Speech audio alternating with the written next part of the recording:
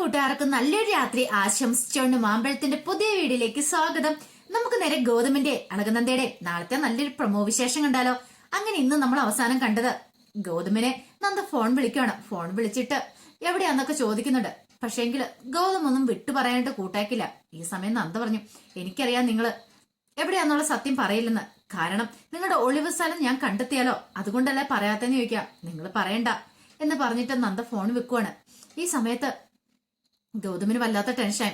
അവള് പറഞ്ഞതിലൊരു മൊനയില്ലേ. കാരണം ഒരു പക്ഷേങ്കിൽ അവള് തന്നെ തിരക്കി ഇറങ്ങിയിട്ടുണ്ടോ, ആ ഒരു ചിന്ത ഗൗതത്തിനെ വല്ലാതെ അലട്ടി. ഇവിടെ താങ്കള് സേഫ് അല്ലെന്നുള്ള കാര്യം ഉണ്ടാവുകയാണ്. ഈ സമയത്ത് അഭിരാമി ചോദിച്ചു, എന്താ ഗൗതം, എന്ത് പറ്റി, മോഹം എന്താ വല്ലാതിരിക്കണേ? നന്ദ വിളിച്ചിട്ട് എന്താ പറഞ്ഞെന്ന് ചോദിക്കാം. ഒന്നുമില്ല, എന്താ കാര്യമായിട്ടുണ്ടല്ലോ, നന്ദയായിട്ട് വഴക്കുണ്ടാക്കിയോ? ഒരു കാര്യം ചെയ്യ, ഗൗതം വീട്ടിലേക്ക് പൊക്കോ, എനിക്ക് കുഴപ്പമൊന്നുമില്ല, ഞാൻ ഇവിടെ മാനേജ് ചെയ്തോളാന്ന് പറയാം. അതൊന്നും കുഴപ്പമില്ല അമ്മി. ഇപ്പൊ നീ ഒന്നിനെ കുറിച്ച് ചിന്തിക്കണ്ട, നിന്റെ വയറ്റി വിടുന്ന കുഞ്ഞിനെ കുറിച്ച് മാത്രം ചിന്തിച്ചാൽ മതി. പിന്നെ ഈ കാര്യം നന്ദയുടെ കാര്യമൊക്കെ ഞാനത് പറഞ്ഞ് സോൾവ് ആയിക്കോളാന്ന് പറയാം.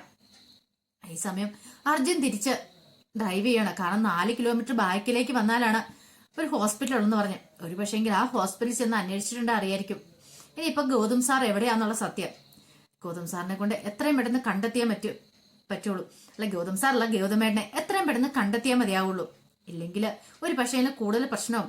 അഭിരാമി ആരാന്നുള്ള സത്യങ്ങൾ അറിയണം, എങ്കിൽ മാത്രമേ ഇന്ത്യവരത്തിലെ പ്രശ്നങ്ങളൊക്കെ ഒതുങ്ങുള്ളൂ. അതൊക്കെ ഓർത്ത് അർജുൻ നേരെ ഹോസ്പിറ്റൽ ലക്ഷ്യമാക്കി നീങ്ങുവാണ്.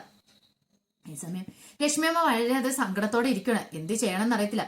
അപ്പോഴാണ് അങ്ങോട്ട് പിങ്കി വരുന്നത്. പിങ്കി വന്നിട്ട് പറഞ്ഞു, എന്തിനാ ലക്ഷ്മിയമ്മായി ഇങ്ങനെ സങ്കടപ്പെട്ടിരിക്കേണ്ട കാര്യമൊന്നുമില്ലെന്ന് പറയാം. ഇത് കേട്ടാൽ ലക്ഷ്മിയമ്മക്ക് ദേഷ്യം. ദേ പിങ്കി, ഞാൻ നിന്നോട് പറഞ്ഞു, ദൈവത്തെ ഓർത്ത് എന്നെ വെറുതെ വിട്ടേക്ക്.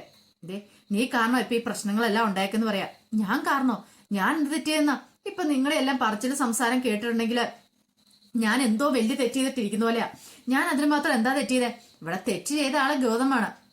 പിന്നീട് എന്നെ കുറ്റം പറയേണ്ട ആവശ്യമുണ്ടോന്ന് ചോദിക്കാം. അതെ, നീ അതിനെല്ലാം കാരണക്കാരി, നീ എല്ലാം നന്ദയുടെ മനസ്സിലേക്ക് എരിപെരി കയറ്റിവിട്ടെ. അതുകൊണ്ടല്ലേ ഇപ്പൊ അവളിങ്ങോട്ട് പോയേക്കെന്ന് പറയണം. ദേ ഒരു കാര്യം ഞാൻ പറഞ്ഞേക്കാം, വെറുതെ എന്നെ കുറ്റപ്പെടുത്താൻ നോക്കണ്ട ലക്ഷ്മിയമ്മായി. കാരണം എന്താണെന്നറിയാമോ, ഗൗതം ചെയ്തോണ്ടിരിക്കുന്നപ്പോ ഏറ്റവും വലിയൊരു തെറ്റായി ചെയ്തോണ്ടിരിക്കുന്നേ. ഗൗതത്തിനെ രക്ഷിക്കാൻ പറ്റുമെങ്കിൽ രക്ഷിക്കാൻ നോക്ക്, അല്ലാതെ വെറുതെ ഇവിടെ എന്നോട് വായലച്ചുകൊണ്ട് നിന്നിട്ട് കാര്യമില്ലെന്ന് പറയാം. അത് കേട്ടതും ലക്ഷ്മിയമ്മ പെട്ടെന്ന് എന്ത് ചെയ്യണം, പോയി ഫോൺ എടുത്ത് ഗൗതത്തിനെ ട്രൈ ചെയ്യണം. വിളിച്ചിട്ട് ഗൗതം കോൾ എടുക്കുന്നില്ല. ഇവനെന്താ കോളും എടുക്കാത്തെ? ഒരു പക്ഷേങ്കില് പിങ്കി പറഞ്ഞ പോലെ അഭിരാമിയുടെ അടുത്തെങ്ങാനും ആണോ ഇവന്? അങ്ങനെയാണെങ്കിൽ എന്ത് ചെയ്യും? കാരണം അവളൊരു തീവ്രവാദിയാണെങ്കിൽ അവളുടെ അടുത്താണെങ്കിൽ തന്റെ മോനും പെട്ടുപോകും. അതൊക്കെ ഓർത്തിട്ട് ഒരു സമാധാനം ഇല്ലായിരുന്നു. ഈ സമയത്ത് പിങ്കി നേരെ അർജുനെ വിളിക്കണം. അർജുനെ വിളിച്ചിട്ട് ചോദിച്ചു, എന്തായി അർജുൻ, ഗൗതമനെ കണ്ടെത്തിയെന്ന് ചോദിക്കുക. ഇത് കേട്ടോ അർജുൻ പറഞ്ഞില്ല, ഞാൻ ഗൗതമനെ ഫോളോ ചെയ്തോണ്ടിരിക്കുക, ഇതുവരെയായിട്ടും കണ്ടെത്താൻ പറ്റിയിട്ടെന്ന് പറയാം. ഗൗതമ ആള് നമ്മൾ ഉദ്ദേശിക്കുന്നല്ല, ഒരു പോലീസ് ഓഫീസർ അല്ലേ, അപ്പൊ അതിൻ്റെതായ ബുദ്ധിയൊക്കെ കാണുമായിരിക്കും. നമ്മൾ ചിന്തിക്കുന്നതിന് അപ്പുറം ചിന്തിച്ചിട്ടുണ്ടായിരിക്കും. ഒരു പക്ഷേങ്കിൽ അർജുൻ ചെല്ലുന്നതിന് മുമ്പ് അവിടുന്ന് രക്ഷപ്പെട്ടിട്ടുണ്ടായിരിക്കും എന്ന് പറയാം. ഇത് കേട്ടപ്പോ അർജുൻ പറഞ്ഞു, അങ്ങനെയൊന്നും ഇല്ല പിങ്കി, നീ ഒന്ന് ഫോൺ വെച്ചേ, മനുഷ്യനെ സമാധാനം കളയാനായിട്ട്. ഇനി ഇങ്ങോട്ട് വിളിക്കണ്ട, എന്തേലും കാര്യമുണ്ടെങ്കിൽ ഞാൻ അങ്ങോട്ട് വിളിച്ചോളാം എന്ന് പറഞ്ഞിട്ട് ഫോൺ വെക്കുവാണ്. അങ്ങനെ ഫോൺ വെച്ച് കഴിഞ്ഞിട്ട് പിങ്കി ആലോചിച്ചു, എന്നാലും എങ്ങോട്ടായിരിക്കും? ഒരു പക്ഷേങ്കിൽ ഏതെങ്കിലും ഹോസ്പിറ്റലായിരിക്കും അഡ്മിറ്റ് ചെയ്തിരിക്കുന്നത്. അങ്ങനെ ഞാനേ വഴിയുള്ളൂ. പിന്നീട് നന്ദനെ ഒന്ന് വിളിച്ചു നോക്കാം. അവള് എവിടെയാന്ന് ഒന്നും അറിയില്ലോ, രാവിലെ പോയതാ. ഒരു പക്ഷേ ഗൗതത്തിനെ കുറിച്ച് എന്തെങ്കിലും ഇൻഫർമേഷൻ കിട്ടിയിട്ടുണ്ടോന്ന് അറിയില്ലോ. പിന്നീട് നന്ദനെ വിളിക്കണം. നന്ദനെ വിളിച്ചിട്ട് ചോദിച്ചു, എന്തായാലും എന്തേ കാര്യങ്ങള്, ഗൗതമിനെ കുറിച്ചുള്ള വിവരങ്ങൾ കിട്ടിയെന്ന് ചോദിക്കാം. ഈ സമയം നന്ദ പറഞ്ഞു, അതെ ഹോസ്പിറ്റലിൽ നിന്ന് എനിക്ക് ചില വിവരങ്ങൾ കിട്ടിയിട്ടുണ്ട്, അടുത്തുള്ള ഹോസ്പിറ്റലൊക്കെയാ. കാരണം ഒരു പക്ഷേങ്കിൽ അധിക ദൂരം ഒന്നും അവൾക്ക് പോകാൻ പറ്റില്ലെന്ന് പറയുന്നത്. അവള് പ്രഗ്നന്റ് അല്ലേ, അവൾക്ക് സീരിയസ് ആയ എന്തൊക്കെയോ പ്രശ്നങ്ങളുണ്ട് അഭിരാമിക്ക്. അപ്പൊ അതുകൊണ്ട് അടുത്തുള്ള ഏതെങ്കിലും ഹോസ്പിറ്റലിൽ അവളെ അഡ്മിറ്റ് ചെയ്തിട്ടുണ്ടായിരിക്കും. ഒരു പക്ഷേങ്കിൽ പോയി അന്വേഷിച്ച് നോക്കി അറിയാം. ഞാൻ അങ്ങനെ ഒന്ന് ട്രൈ ചെയ്യാൻ ചെന്ന് തീരുമാനിച്ചെന്ന് പറയാം. അല്ല ഞാൻ വരണോ, എന്റെ ആവശ്യം എന്തെങ്കിലും ഉണ്ടോന്ന് ചോദിക്കാം. വേണ്ട പിങ്കി വരുമൊന്നും വേണ്ട, ഞാൻ തന്നെ ഇത് മാനേജ് ചെയ്തോളാന്ന് പറയാം. അർജുൻ വിളിക്കോ മറ്റോ ചെയ്തതെന്ന് ചോദിക്കണം. ഇല്ല, അർജുൻ മുമ്പേ ഒന്ന് വിളിച്ചിട്ടുണ്ടായിരുന്നു, പക്ഷേങ്കിൽ ഗൗതത്തിനെ ഫോളോ ചെയ്യുമായിരുന്നു പറഞ്ഞു. പക്ഷേങ്കിൽ ഗൗതത്തിനെ ഫോളോ ചെയ്യുന്നതിന്റെ ഇടയ്ക്ക് അർജുൻ ഒന്ന് മിസ്സായിപ്പോയി. അതുകൊണ്ട് ഗൗതത്തിനെ കണ്ടെത്താൻ പറ്റിയില്ലെന്ന് പറഞ്ഞ. എന്തെങ്കിലും വിവരം ഉണ്ടെങ്കിൽ ഞാൻ നിന്നെ വിളിച്ചു പറഞ്ഞോളാന്ന് പിങ്കി പറയണം. പിന്നീട് പിങ്കി കോള് കട്ട് ചെയ്യണം. ഈ സമയം നന്ദയ്ക്ക് വല്ലാതെ ടെൻഷൻ. ഒരു പക്ഷേ ഹോസ്പിറ്റലുകാർ പറഞ്ഞ പോലെ അടുത്തുള്ള ഹോസ്പിറ്റലിലേക്ക് പോകണം, അതിന് കുറെ കിലോമീറ്റർ ദൂരമുണ്ട്. എങ്കിലും കുഴപ്പമില്ല. അങ്ങനെ നന്ദ ഗൗതത്തിനെ അന്വേഷിച്ച് കയറി പോവാണ്. പിന്നീട് അർജുന ഹോസ്പിറ്റലിലേക്ക് ചെല്ലുവാണ്. അപ്പൊ 4 കിലോമീറ്റർ കഴിഞ്ഞിട്ടുള്ള ആദ്യത്തെ ഹോസ്പിറ്റൽ ഇതാണ്. ഒരു പക്ഷെ ഇവിടെ ആയിരിക്കോ ഇനിയിപ്പോ ഗൗതമേട്ടനുള്ള അറിയില്ല. അങ്ങനെ അർജുൻ അങ്ങോട്ട് കയറി ചെല്ലുവാണ്. എവിടെ പോയി അന്വേഷിക്കണം എന്താണെന്നും അർജുൻ അറിയത്തില്ല. ഒരു പക്ഷേങ്കില് ഗൗതമേട്ടൻ ഇവിടെ ഉണ്ടാവുമെന്ന് പോലും അറിയത്തില്ല. ഫ്രൂട്ട്സ് ഒക്കെ വാങ്ങിയിട്ട് വന്നിട്ടുണ്ടെങ്കിൽ ഒരു പക്ഷെ അഭിരാമിയെ കാണാൻ വേണ്ടി മാത്രമായിരിക്കും ഇങ്ങോട്ട് വരുന്നത്. അങ്ങനെ അർജുൻ ഓരോ കാര്യങ്ങളൊക്കെ ആലോചിച്ച് അങ്ങോട്ട് ഹോസ്പിറ്റലിലേക്ക് കയറി ചെല്ലുവാണ്. ഈ സമയം നല്ല തിരക്കുണ്ടായിരുന്നു. അപ്പോഴാണ് അഭിരാമി അവിടെ നിന്ന് ഇങ്ങോട്ട് ഇറങ്ങി വരുന്നത്. അഭിരാമി അർജുൻ തമ്മിൽ പരസ്പരം കണ്ടില്ല. പക്ഷെങ്കിൽ അർജുൻ എന്ത് ചെയ്യണം, അറിയാതെ കയറി ഒന്ന് തട്ടി അഭിരാമിനെ. പെട്ടെന്ന് അർജുൻ സോറി ഇട്ടോ എന്ന് പറയണം. അപ്പൊ അഭിരാമി പറഞ്ഞു കുഴപ്പമില്ല എന്ന് പറയണം. അങ്ങനെ പറഞ്ഞിട്ട് അർജുൻ പെട്ടെന്ന് അങ്ങ് തിരിഞ്ഞു നോക്കുവാണ്. തിരിഞ്ഞു നോക്കിക്കഴിഞ്ഞപ്പോഴത്തേനും അഭിരാമിയെ കണ്ടത് നല്ല പരിചയമുള്ളൊരു മുഖമുള്ളൂ, ഇത് ആമയാണല്ലോ എന്ന് ഓർക്കുവാണ്. ഈ സമയം അഭിരാമിക്ക് അർജുനെ മനസ്സിലായി. കാരണം ഗൗതം പറഞ്ഞിട്ടുണ്ടായിരുന്നു അർജുൻ മിക്കവാറും അന്വേഷിച്ച് വരുമെന്നൊക്കെ. അതൊക്കെ ഓർത്തു കഴിഞ്ഞപ്പോഴത്തേനും അഭിരാമിയുടെ നെഞ്ചിലൊരു ഇടുത്തിയും ദൈവമേ, തന്നെ അന്വേഷിച്ച് വന്നാണോ, ഇനിയിപ്പൊ ഗൗതത്തിനെ അന്വേഷിച്ച് വന്നാണോ? അർജുന് മുമ്പിൽ പിടികൊടുത്തിട്ടുണ്ടെങ്കിൽ ആകെപ്പാടെ പ്രശ്നമാവും. ഒരു കാരണവശാലും പിടികൊടുത്തുകൂടാന്ന് ഓർത്തുകൊണ്ട് അഭിരാമി എന്ത് ചെയ്യാണ്, പെട്ടെന്ന് അങ്ങോട്ട് കയറി പോവാണ്. ഈ സമയം ആമയാണല്ലോ എന്നൊരു ചിന്തിച്ച് തിരിഞ്ഞു കഴിഞ്ഞപ്പോഴത്തേനും അർജുൻ അഭിരാമിയെ കണ്ടില്ല.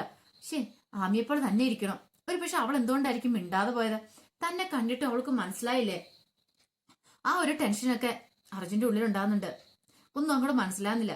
ഒരു പക്ഷെ ഇനിയിപ്പം എൻക്വയറി പോയി ചോദിച്ചു നോക്കാം, അഭിരാമി ഗൗതം എന്നുള്ള ആരെങ്കിലും അഡ്മിറ്റ് ചെയ്തിട്ടുണ്ടോന്ന്. അല്ലാതെ ഇപ്പം ഗൗതമേനെ വിളിച്ചാൽ ഗൗതമേന്റെ ഫോൺ എടുക്കുമെന്ന് തോന്നില്ല. താൻ ചിലപ്പോൾ ഫോളോ ചെയ്ത് വരുമെന്നൊക്കെ ചിലപ്പോൾ ആൾക്ക് തോന്നിയിട്ടുണ്ടായിരിക്കും. അതുകൊണ്ട് ഇനി ഫോണൊന്നും എടുക്കാൻ വഴിയില്ല. അങ്ങനെ അർജുൻ നേരെ എൻക്വയറിയിലേക്ക് പോവാണ്. അങ്ങനെ എൻക്വയറി പോയി അന്വേഷിച്ച് കഴിഞ്ഞപ്പോൾ അഭിരാമി ഗൗതം എന്നുള്ള പേരിൽ ഒരു പേഷ്യന്റിനെ ഇവിടെ അഡ്മിറ്റ് ചെയ്തിട്ടുണ്ടെന്ന് പറയാം. അങ്ങനെ അർജുൻ എന്ത് ചെയ്യാണ്, നേരെ ആ മുറിയിൽ അങ്ങോട്ട് പോവാണ്. ഈ സമയത്ത് വല്ലാത്ത വെപ്രാളത്തിലായിരുന്നു അഭിരാമി. അഭിരാമിക്ക് എന്ത് ചെയ്യണമെന്ന് അറിയത്തില്ല. അർജുൻ തന്നെ അന്വേഷിച്ച് ഇവിടെ വന്നിരിക്കുന്നു. ഇനിയിപ്പോ എങ്ങനെ ഇവിടുന്ന് രക്ഷപ്പെടും? അങ്ങനെ അവിടെ പെട്ടെന്ന് മുറിയിലേക്ക് അങ്ങോട്ട് ചെന്നു. മുറിയിലേക്ക് ചെന്നതും അഭിരാമിക്കൊക്കെ പെട്ടെന്ന് അങ്ങോട്ട് പ്രഷർ അങ്ങോട്ട് കൂടി. ആദ്യം അങ്ങോട്ട് കയറി കഴിഞ്ഞപ്പോഴത്തേനും അഭിരാമി വല്ലാത്തൊരു അവസ്ഥയിലേക്കായി പോയി. അഭിരാമി വീഴാനായിട്ട് അങ്ങോട്ട് പോയി. പെട്ടെന്ന് ആ ബെഡിൽ പോയി ഇരിക്കുകയാണ്. ഇനിയിപ്പോ എങ്ങനെ ഗൗതത്തിന് ഈ വിവരം എത്രയും പെട്ടെന്ന് അറിയിക്കണം, ഗൗതത്തിനോട് പറയണം അർജുൻ ഇവിടെ വന്നിട്ടുണ്ടെന്നുള്ള കാര്യം.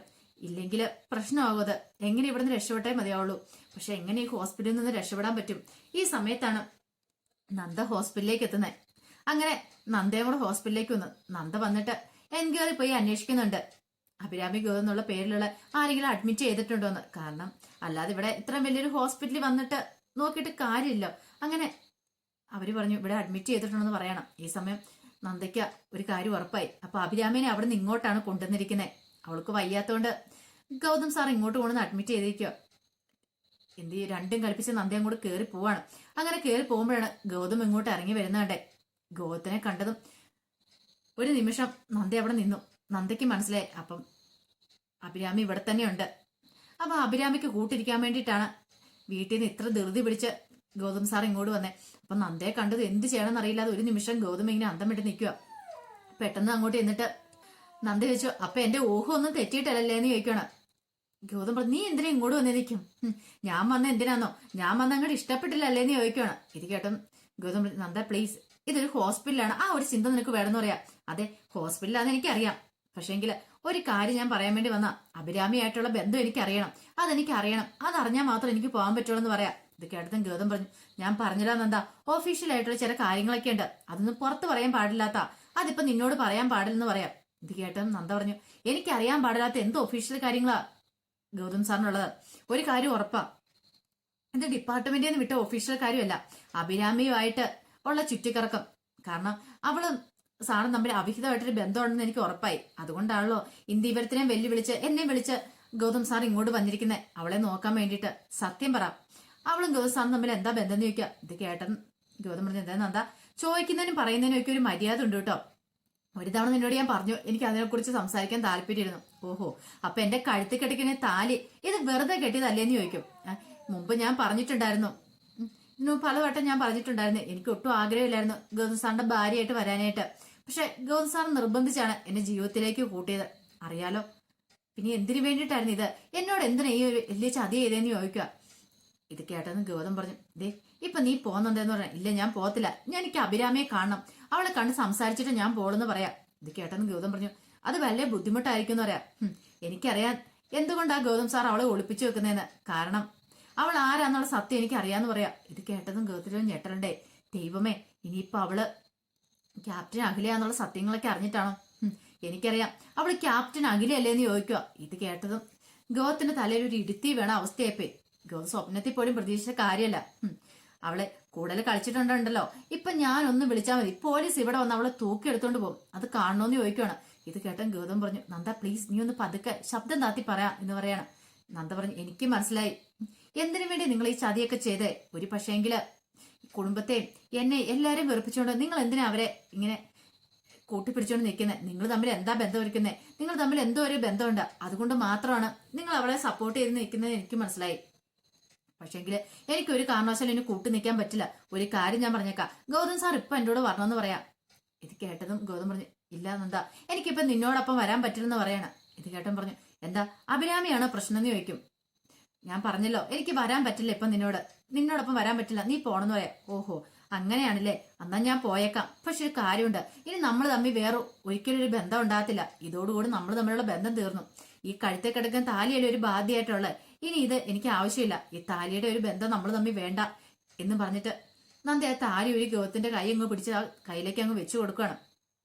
കാരണം നമ്മൾ തമ്മിൽ ഒരു ദിവസം മാത്രമേ കഴിഞ്ഞിട്ടുള്ളൂ, ആ ഒരു ദിവസത്തെ ഇത് മാത്രം മതി എനിക്ക്. പക്ഷെങ്കില് നിങ്ങളെപ്പോലെ ഒരു ഭർത്താവിന് എനിക്കിനി ആവശ്യമില്ല എന്നും പറഞ്ഞ് നന്ദി അങ്ങ് തിരിഞ്ഞ് നടക്കുകയാണ്.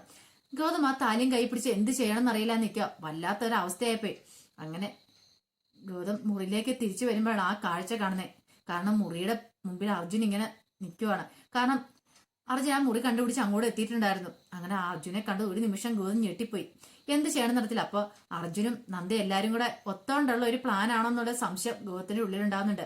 പെട്ടെന്ന് ഗൗതത്തിനെ കണ്ടതും അർജുൻ അങ്ങോട്ട് ഒന്നിച്ചു, അല്ല ഗൗതമേണ്ണ എന്താ എവിടെയെന്ന് ചോദിക്കുകയാണ്. ഇത് കേട്ടപ്പോ പെട്ടെന്ന് ഗൗതിച്ചു, അല്ല നീ എന്തിനാ ഇങ്ങോട്ട് വന്നേ? അതെ ഞാൻ ഗൗതമേണ്ണെ ഫോളോ ചെയ്ത് വന്നാന്ന് പറയും. ഇത് കേട്ട ഗൗതത്തിന് മനസ്സിലായി കാര്യങ്ങളൊക്കെ ഇവന് രണ്ടും കൽപ്പിച്ചുകൊണ്ടുള്ള വരവാണ്. പിന്നീട് ചോദിച്ചു, അല്ല ആരാ മുറിക്കാത്തുള്ളതെന്ന് ചോദിക്കണം. അല്ല അഭിരാമി തന്നെയാണോ? നന്ദേടത്തെയും പിങ്കിയൊക്കെ പറയുന്നല്ലേ അഭിരാമിക്ക് വേണ്ടി കൂട്ടിരിക്കാനാണോ ഗൗതമേട്ടൻ ഇങ്ങോട്ട് വന്നേന്ന് ചോദിക്കുക. ഇത് കേട്ടതും ഗൗതമേട്ടൻ, അർജുൻ ഞാൻ കൂടുതലൊന്നും പറയണ്ട, എനിക്കറിയാം കാര്യങ്ങളൊക്കെ, ഞാൻ അവളെ കാണട്ടെ, അവളെ കണ്ടിട്ട് ഞാൻ എന്താന്ന് വെച്ചാൽ പറയാം എന്നും പറഞ്ഞുകൊണ്ട് ആ ഡോറങ്ങ് തുറക്കുകയാണ്. ഡോറങ്ങ് തുറന്ന് അകത്തേക്ക് കയറിയതും അതിനകത്ത് അഭിരാമി ഇരിക്കുന്നുണ്ട്. അഭിരാമിയെ കണ്ടത് ഒരു നിമിഷം അർജുൻ ഞെട്ടിപ്പോയി. കാരണം അത് തന്റെ കളിക്കൂട്ടുകാരെ ആമയായിരുന്നു. മുമ്പേ താൻ താഴെ വെച്ച് കണ്ടേ അതേ അവര് തന്നെ, ആമി തന്നെ ഇരിക്കുന്നത്. ഈ കാഴ്ച കണ്ടതും എന്ത് ചെയ്യണം എന്നറിയത്തില്ലാതെ ഒരു നിമിഷം അർജുൻ ഞെട്ടിത്തെറിച്ച് നിൽക്കുക. അപ്പൊ അതിന്റെ വിശേഷങ്ങളൊക്കെയാണ് നാളെ നമ്മൾ കാണുന്നത്. ആ വിശേഷങ്ങളൊക്കെ നമുക്ക് എല്ലാവർക്കും കാത്തിരിക്കാട്ടോ. ഒരിക്കൽ കൂടി എല്ലാവർക്കും നല്ലൊരു രാത്രി ആശംസിച്ചോണ്ട് നിർത്തുന്നു. നന്ദി.